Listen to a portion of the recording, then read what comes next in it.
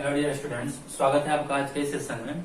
अपने last lecture में मैं आपको वर्क डन बाय ग्रेविटी सिखा रहा था, ठीक है। आज थोड़ा सा आगे प्रोसीड करेंगे इस टॉपिक को और देखिए उसमें आगे क्या क्या अपने को सीखना है। एक और क्वेश्चन उसमें सोल्व करते हैं वर्क डन बाय ग्रेविटी में।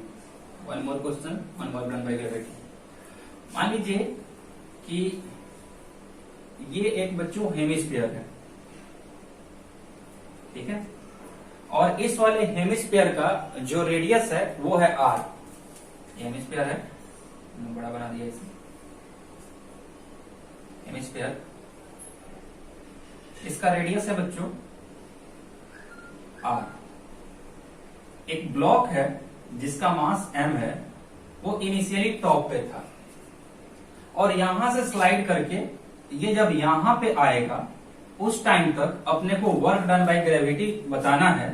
क्वेश्चन में गिवन है कि this is making angle theta with horizontal, ठीक है। This is position A and this is position B. Question is a block of mass m slides from position A to position B as shown in diagram.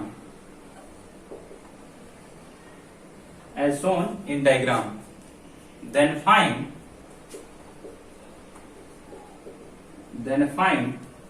work done by gravity.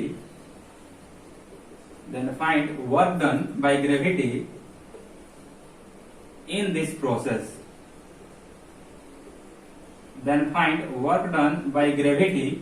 this process. Okay बच्चों, तो ठीक से question समझ लीजिएगा। एक बार फिर से मैं आपके सामने रिपीट कर रहा हूँ। क्वेश्चन क्या है कि block of mass m which is initially at position A, it slides from A to B, okay, and we have to find work done by gravity during this process. Okay बच्चों, तो चलिए इसको solve करते हैं। तो बच्चों last lecture में मैं आपको बताया था कि वर्क डन बाय ग्रेविटी जो होता है, work done by gravity equals two plus minus mgh। Plus और माइनस हम अपने लॉजिक से डिसाइड करते हैं कि ब्लॉक ऊपर जा रहा है या नीचे आ रहा है, उसके अकॉर्डिंग हम ये फाइंड करते हैं कि आप प्लस रखना है या माइनस रखना है। ओके, अब यहाँ पे क्वेश्चन ये राइज हो रहा है कि यहाँ प्लस रखेंगे या नीचे माइनस। तो ये देखिए ब्लॉक कहाँ जा रहा है, ब्लॉक ऊपर से नीचे आ रहा है। Since block is moving in downward direction, इसलिए क्या होगा, प्लस होगा यहाँ पे आंसर, क्योंकि ग्रेविटेशनल फोर्स में नीचे लग रहा है और फाइनल डिस्प्लेसमेंट वर्टिकली बात करेंगे तो वो भी नीचे ही हो रहा है, ठीक है। तो प्लस mgh। दूसरी इंपॉर्टेंट पॉइंट क्या थी, जो h होता है, h क्या होता है, h इक्वल्स टू वर्टिकल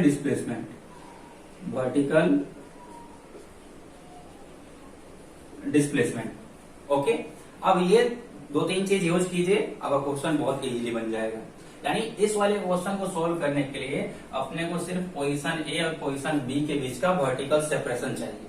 तो देखिए यहाँ पे अगर मैं एक हॉरिजॉन्टल लाइन लेता हूं और यहाँ पे भी अगर मैं एक हॉरिजॉन्टल लाइन लेता हूं, तो इन दोनों के बीच में जो वर्टिकल सेपरेशन होगा वो कितना होगा, वो h ये वाला होगा, ठीक है ना। वर्टिकली h इतना ब्लॉक के नीचे गिरा है, तो h अब कैसे फाइंड करेंगे, तो देखिए कितना इजी है उसको फाइंड करना।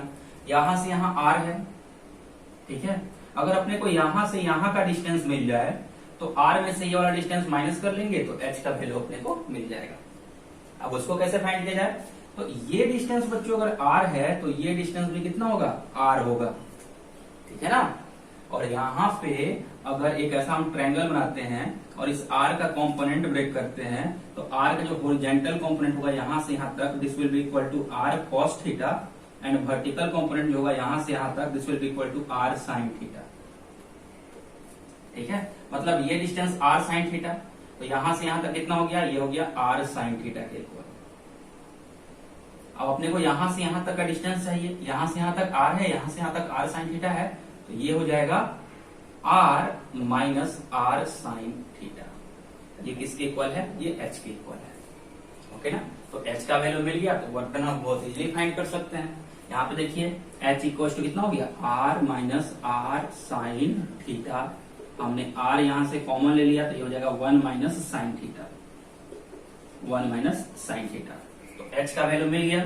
अब एच का जो वैल्यू मिल गया है उसको इस फॉर्मूला में रख दीजिए, आपका आंसर आ जाएगा। तो therefore work done by gravity कितना हो जाएगा?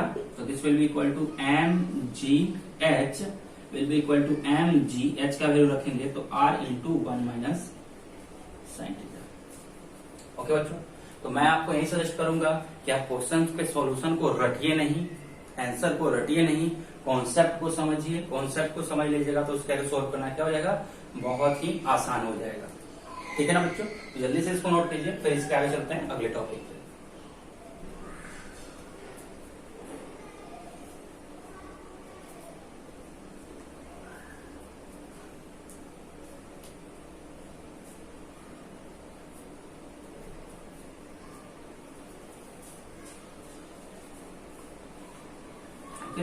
चलिए अब इसको इरेज कर रहा हूं मैं।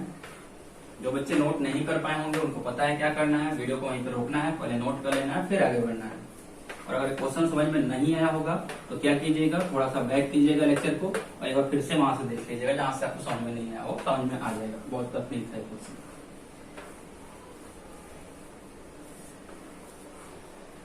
अब चलते हैं, वर्क डन बाय ग्रेविटी हमने पढ़ लिया। अब बच्चों हम सीखेंगे work done by friction. So write down next topic, that is work done by frictional force.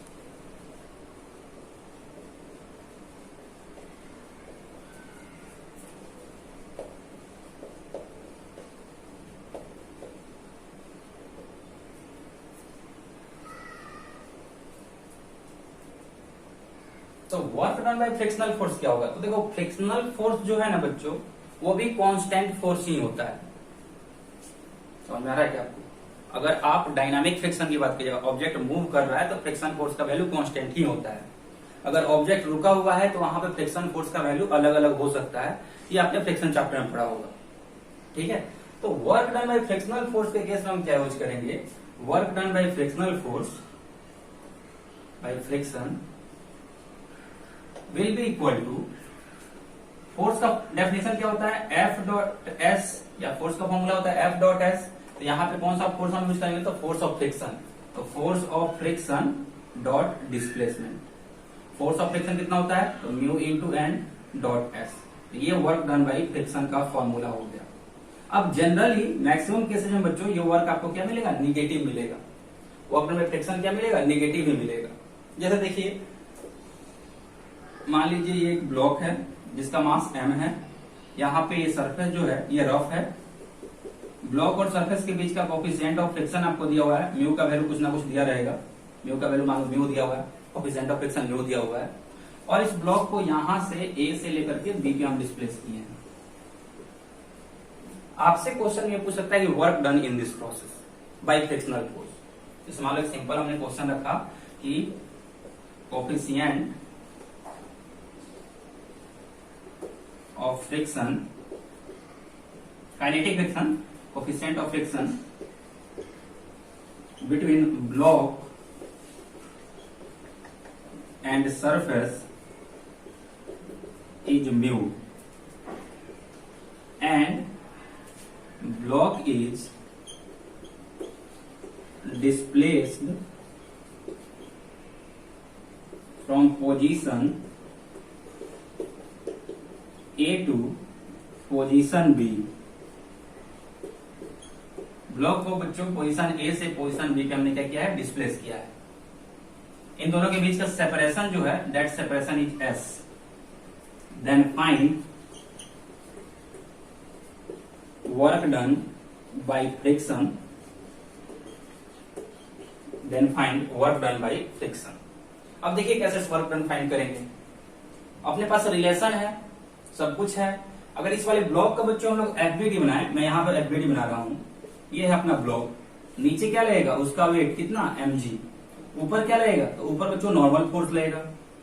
Block कहाँ डिस्प्लेस कर रहा है? तो इस डायरेक्शन में। फोर्स ऑफ फ्रिक्शन कहाँ लगेगा? तो since block is displacing in this direction, therefore force of friction will act opposite to its displacement. ठीक है, तो फ्रिक्शनल फोर्स कहाँ लगता है? Opposite to displacement. हालांकि मैक्सिमम मोस्ट सबसे ज्यादा करेक्ट स्टेटमेंट बोलना क्या होगा कि फ्रिक्शनल फोर्स जो है सो कहाँ लगता है? तो opposite to direction of relative motion between both surfaces in contact. ये वाला सरफेस, ब्लॉक का सरफेस और ग्राउंड का सरफेस जो कॉन्टैक्ट में है, उनके बीच का रिलेटिव मोशन देखिए और रिलेटिव मोशन के अपोजिट डायरेक्शन में फोर्स ऑफ फ्रिक्शन को लगा दीजिए। तो अगर इस वाले ग्राउंड के रेस्पेक्ट में देखें, ग्राउंड के रेस्पेक्ट में, तो ब्लॉक आगे जाते हुए दिखेगा। अब ब्लॉक आगे जाते हुए दिखेगा तो फोर्स ऑफ फ्रिक्शन उस पर पीछे लगेगा, ठीक है ना। इसलिए हमने क्या किया, फोर्स ऑफ फ्रिक्शन यहाँ पे पीछे की तरफ ले लिया। This is force of friction. Okay, अब देख सकते हैं कि डिस्प्लेसमेंट आगे हो रहा है, फोर्स ऑफ फ्रिक्शन पीछे हो रहा है, लग रहा है, तो दोनों के बीच का एंगल कितना होगा, 180 डिग्री। यानी angle between force of friction and displacement is 180 degree. तो यहां पे वर्क डन कितना हो जाएगा, work done by force of friction equals to F dot S. अब एफ कितना होगा, तो force of friction dot S और इंटू कॉस थीटा। थीटा का वैल्यू कितना है, तो 180 डिग्री। अब बच्चों कॉस 180 डिग्री का वैल्यू क्या होता है, -1 होता है। So this will be equal to minus force of friction into displacement. अब बच्चों अपने को फोर्स ऑफ फ्रिक्शन फाइंड कर लेना है और फोर्स ऑफ फ्रिक्शन मिल गया तो बहुत इजीली आप इसके बाद यहाँ पर रखिएगा तो आपको वर्क का रिलेशन मिल जाएगा। तो इस वाले ब्लॉक के लिए देखिएगा, जो ब्लॉक है ये वाई डायरेक्शन में तो मूव नहीं कर रहा है। वाई डायरेक्शन में क्या है, स्टेशनरी है, रुका हुआ है। यानी net force acting on this block in Y direction क्या होगा, 0 होगा। ये सभी चीजें आपने न्यूटन्स लॉज ऑफ मोशन में पढ़ा होगा। तो वाई डायरेक्शन में अगर बच्चों फोर्स इस पे 0 लग रहा है तो यहाँ पे हम क्या लिख सकते हैं, summation forces in Y should be equal to 0। तो ऊपर वाला फोर्स पॉजिटिव, नीचे वाला फोर्स नेगेटिव लेते हैं। तो एन माइनस एम जी कितना के इक्वल हो जाएगा, तो 0 के इक्वल हो जाएगा। तो यहां से आएगा क्या कि एन का वैल्यू किसके इक्वल होगा, एम जी के इक्वल होगा। ठीक है, अब देखो बच्चों, फिर इसके आगे हम चल रहे हैं। यहां पे अपने को वर्क डन का रिलेशन आ गया था minus force of friction into S. अब फोर्स ऑफ फ्रिक्शन क्या होता है, तो mu into N into S हो गया। ठीक है, अब एन का वैल्यू यहां से ले लीजिए। एन का वैल्यू कितना आ रहा है, एम जी के इक्वल आ रहा है। तो एन का जो वैल्यू है एम जी, उसको आप यहाँ पे रख दीजिए और यहाँ पे रखेंगे तो वर्क डन बाय फ्रिक्शन हो जाएगा माइनस म्यू, एन की जगह पे आ गया M G into S. This is our answer. इसमें आएगा तो जूल में आएगा। तो इस तरह से आप फ्रिक्शन के कारण भी वर्क कैलकुलेट कर सकते हैं।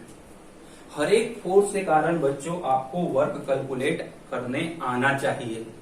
ग्रेविटी के केस में कब पॉजिटिव होगा कब नेगेटिव होगा, फ्रिक्शन के केस में कब पॉजिटिव होगा कब नेगेटिव होगा। हालांकि फ्रिक्शन के केस में मेजोरिटी ऑफ क्वेश्चंस में आपको वर्क डन क्या मिलेंगे, नेगेटिव मिलेंगे। लेकिन फ्रेम ऑफ रेफरेंस शिफ्ट करने पे, चेंज करने पे वो आपका फ्रिक्शन का वर्क कभी कभी पॉजिटिव भी मिलता है। तो उस तरह के क्वेश्चंस को आप न्यूमेरिकल से सीख पाइएगा। इस वाले कॉन्सेप्ट को आप न्यूमेरिकल से सीख पाइएगा। जब मैं उस तरह न्यूमेरिकल आपको कराऊंगा, ठीक है, जिसमें फ्रेम ऑफ रेफरेंस के रेस्पेक्ट में ऑब्जेक्ट अलग ढंग से मूव कर रहा होगा, तो वहां पे हो सकता है कि फ्रिक्शन का वर्क आपका सपोर्टिंग मिल जाए और वो पॉजिटिव है। तो अभी फिलहाल उसके बारे में नहीं सोचना है। अभी तो फिलहाल बस अपना इतना ध्यान में रख के चलिए कि work done by friction equals to force of friction into displacement, force of friction equals to mu into N into S.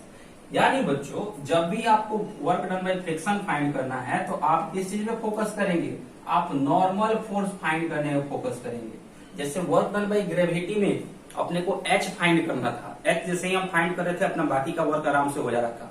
वैसे ही वर्क डन बाय फ्रिक्शन में आप कोशिश कीजिए नॉर्मल फोर्स फाइंड करने की। नॉर्मल फोर्स फाइंड कर लीजिएगा तो आगे का वर्क बहुत ही आसान हो जाएगा। ठीक है, जल्दी से इसको नोट कर लीजिए, फिर आगे चलता हूं।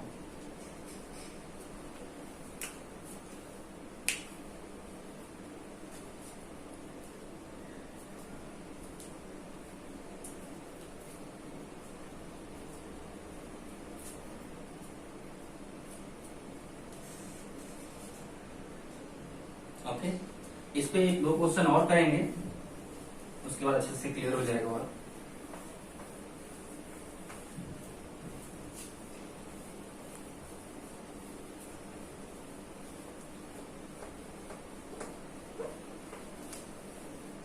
जो बच्चे नोट नहीं कर पाए हों उनको मालूम है क्या करना है।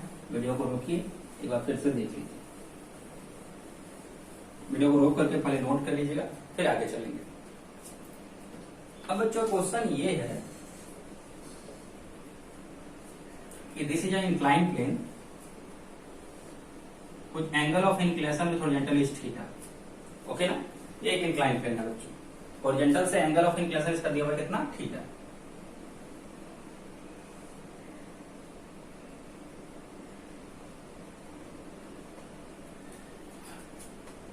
सरफेस जो है यहाँ पे फ्रिक्शन प्रेजेंट है and coefficient of kinetic friction दिया हुआ है म्यू के।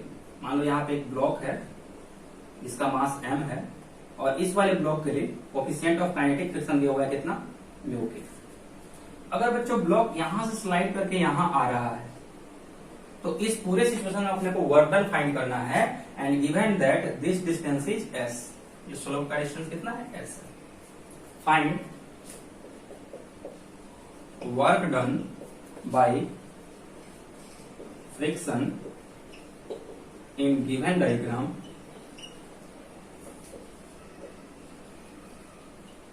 and work done by friction in given diagram if block displaces from position A to position B। Block कहां, तो A से B के पास डिस्प्लेस हो रहा है and coefficient of kinetic friction, coefficient of kinetic friction is mu के। Kinetic friction का coefficient कितना है, म्यू के दिया हुआ है। तो बहुत ही आसान क्वेश्चन है बच्चों, थोड़ा ध्यान से अगर इसके एफबीडी आप बना लिए तो क्वेश्चन बहुत आसानी से बन जाएगा। अब यहां पे बच्चों इसका एफबीडी सबसे पहले अपने को बनाना होगा।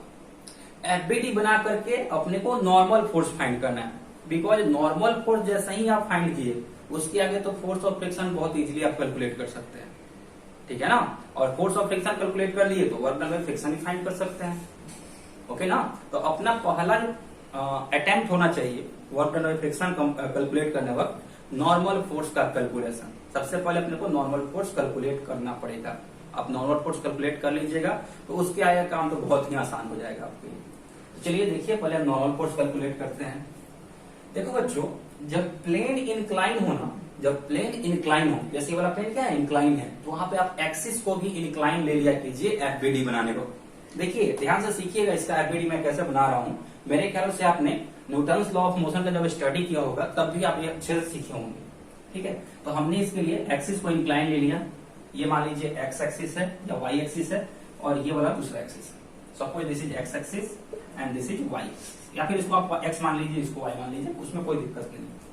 ये हो गया बच्चों हॉरिजॉन्टल और ये हो गया वर्टिकल, ठीक है। अब जो इंक्लाइन एक्सिस था वो हॉरिजॉन्टल से थीटा एंगल बना रहा है।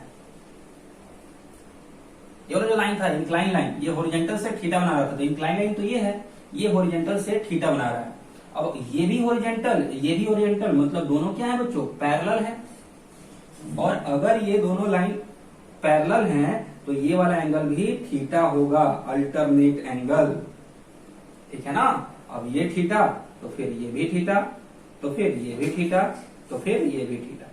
ये ध्यान रखिएगा, अल्टरनेट सभी एंगल क्या होंगे, इसमें इक्वल होंगे। अब ब्लॉक बच्चों अपना यहां पे था, तो वेट ऑफ ऑब्जेक्ट जो होता है m इंटू जी, वो ध्यान रखिए हमेशा वर्टिकली डाउनवर्ड डायरेक्शन में लगता है। तो नीचे की तरफ क्या लगेगा, तो नीचे की तरफ बच्चों लगेगा mg, ठीक है ना। सरफेस के परपेंडिकुलर नॉर्मल लगता है।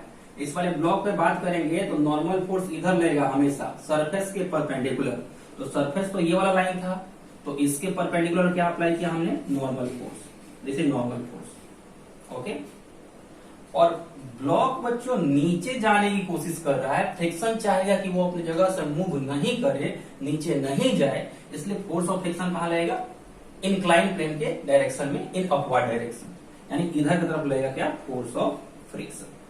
तो ये तो इसका एफबीडी हुआ, ओके। अब देखिए क्या, इसको हमने माना है x, इसको हमने माना है y। ये है y एक्सिस और ये है x एक्सिस। ये y एक्सिस जिधर नॉर्मल फोर्स है ना, ये है y एक्सिस, और ये जिधर फोर्स ऑफ फ्रिक्शन है ये है x एक्सिस। तो तीन फोर्स थे, नॉर्मल, फोर्स ऑफ फ्रिक्शन और mg। Out of these three forces two forces they are already on either Y axis और ऑन एक्स एक्सिस। तो आप जो थर्ड फोर्स है जो कि एक्स और वाई एक्सिस पे नहीं है, इसको ब्रेक करके लाइए एक्स एंड वाई में। ओके, अब देखिए ये है mg और ये वाला एंगल थीटा है। कंपोनेंट हम कैसे ब्रेक करते हैं, तो जिधर थीटा होता है उधर कॉस लेते हैं। तो mg का इधर कंपोनेंट क्या हो जाएगा, mg cos theta, mg cos theta. और इधर कितना हो जाएगा, तो इधर हो जाएगा बच्चों mg sin थीटा। ठीक है ना। तो अब इस वाले फोर्स को हमने ब्रेक कर दिया। ओके, अब देखो ये जो डायरेक्शन था परपेंडिकुलर टू प्लेन, क्या ब्लॉक इस डायरेक्शन में मूव कर रहा है, तो answer is no, block is moving in this direction. इस डायरेक्शन में ब्लॉक मूव नहीं कर रहा है। और अगर इस डायरेक्शन में बच्चों ब्लॉक मूव नहीं कर रहा है, मतलब इस डायरेक्शन में रेस्ट में है, मतलब इस डायरेक्शन में ब्लॉक क्या है, इक्विलिब्रियम में है, मतलब इस डायरेक्शन में ब्लॉक के ऊपर लगने वाला नेट फोर्स क्या होगा, 0 होगा। तो हम यूज कर सकते हैं summation forces in y should be equal to 0। तो ये वाला फोर्स प्लस ले लीजिए, ये वाला फोर्स माइनस ले लीजिए। तो उधर कितना है, उधर n है, माइनस इधर कितना है, तो इधर mg cos थीटा है, n minus mg cos theta equal to 0। तो n का वैल्यू किसके इक्वल हो जाएगा, तो बच्चों हो जाएगा ये mg cos थीटा के इक्वल। ओके, तो अपने को नॉर्मल फोर्स मिल गया। और एक बार नॉर्मल फोर्स मिल गया तो उसके बाद तो वर्क डन बाय फ्रिक्शन आप बहुत इजीली फाइंड कर सकते हैं। अब देखिए, अब फिलहाल अब फिर से आप इस ब्लॉक को इंडिपेंडेंटली देखिएगा, अलग से देखिएगा, तो देखिए क्या होगा, इधर की तरफ क्या लग रहा है, इधर की तरफ बच्चों फोर्स ऑफ फ्रिक्शन लग रहा है और ब्लॉक डिस्प्लेस इस डायरेक्शन में कर रहा है। तो डिस्प्लेसमेंट और फोर्स ऑफ फ्रिक्शन के बीच का एंगल कितना हो गया, 180 डिग्री। तो work done by friction, work done by कौन सा फोर्स, तो force of friction equal to कितना हो जाएगा, एफ डॉट एस, वर्क का फॉर्मूला हम यूज करते हैं, equal to F S cos theta. अब एफ कितना होगा, फोर्स ऑफ फ्रिक्शन लेना होगा, फोर्स ऑफ फ्रिक्शन कितना होता है, तो mu into N into S into cos theta. ठीक है ना। अब वैल्यूज रखते हैं, तो म्यू का वैल्यू कितना है, म्यू के। ओके, एन का वैल्यू कितना है, तो बच्चों एन का वैल्यू है M G cos theta, N का वैल्यू है एम जी कॉस थीटा। तो म्यू के into M G cos theta. ठीक है, एस का वैल्यू तो ऐसे ही है और अगेन आ गया क्या, कॉस थीटा। तो cos theta into cos theta, cos square theta आ जाएगा। So this will be equal to mu के M G S cos square theta, और कॉस थीटा का वैल्यू रख दीजिए। तो कॉस थीटा जो है, सो बच्चों कितना है यहाँ पे, थीटा का वैल्यू 180 डिग्री है। एक मिनट थोड़ा सा यहाँ पे गलती हो गया, देख लीजिए ध्यान से सही बच्चे। यहाँ ये वाला जो थीटा था ना, ये थीटा है, ये वाला इंक्लाइन प्लेन है। ठीक है ना। और ये वाला जो थीटा है, ये है angle between force and displacement. तो हम फ्रिक्शनल फोर्स का वर्क फाइंड कर रहे हैं ना, तो फ्रिक्शनल फोर्स कंसीडर कीजिए और डिस्प्लेसमेंट तो ये रहा। तो इन दोनों के बीच का एंगल कितना है, 180 डिग्री है। तो यहाँ पे बच्चों cos 180 यूज कर लीजिए। ओके ना। तो अब देखिए कितना हो जाएगा, mu N S cos 180 equal to -1 होता है, तो यहाँ पे माइनस आ गया। अब यहाँ तक अपना ये रिलेशन आ गया है। अब इसमें वैल्यूज रख दीजिए, म्यू का जो वैल्यू क्वेश्चन में दिया है वो, और नॉर्मल का वैल्यू जो हमने कैलकुलेट किया है वो रख दीजिएगा, तो आपका क्वेश्चन सोल्व हो जाएगा। तो बच्चों क्वेश्चन में म्यू का वैल्यू दिया हुआ है म्यू के, और एन का वैल्यू अभी हमने कैलकुलेट किया एम जी कॉस थीटा। तो म्यू के into M G cos theta into S, और चाहिए तो इसको आप ऐसे लिख लीजिए, माइनस म्यू के M G S cos theta. इतना जूल वर्क डन होगा इस वाले केस में बाई फ्रिक्शन। ओके बच्चों, तो आई होप आपको ये क्वेश्चन अच्छे से क्लियर हो गया होगा। तो जब भी आप फ्रिक्शनल के कारण बच्चों, फ्रिक्शनल फोर्स के कारण जब भी आप वर्क डन कैलकुलेट किया कीजिए, तो वहां पे आपका मेन फोकस होना चाहिए नॉर्मल फोर्स कैलकुलेट करने के लिए। आप नॉर्मल फोर्स अच्छे से कैलकुलेट कर लीजिएगा, वर्क डन बाई फ्रिक्शन बहुत इजीली फाइंड कर सकते हैं। जब भी आप work done by gravity find कर रहे हैं, आपका मेन फोकस होना चाहिए वर्टिकल डिस्प्लेसमेंट फाइंड करने वक्त। ठीक है ना। तो आई होप ये क्वेश्चन आपको अच्छे से क्लियर हो गया होगा। Please do like, share and subscribe to my channel physics addiction. Thank you very much for joining.